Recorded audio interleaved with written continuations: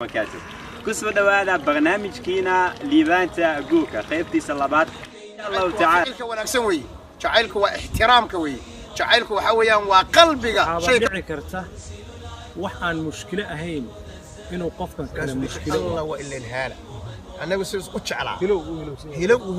سيء محلي هذا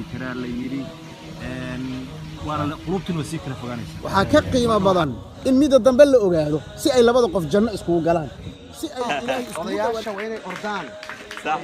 inay ordaan inay jimicsadaan shirkadu waxay tahay inayna gabadhu iloobin gabadha inaad la dhuumaanayso indhaha ka laabto waxaan dhicin oo kale ka soo saaro ayaa waxa la yiraahdaa ismu weysi hubsada Soomaalidu waxay tiraahdaa hubsiina iyo lafta hilibka ayaa meeshii aan anigu ka goostay oo asna ka goostay Allahu akbar habeenada kamid ah hooyadan Caaisha gurigeeda oo Nabiga sallallahu alayhi wasallam waa qiso cajaa'ib badan oo saxiix ah in labada qof ee lamaanaha isqabto inay dhuuxaan arrinka isaga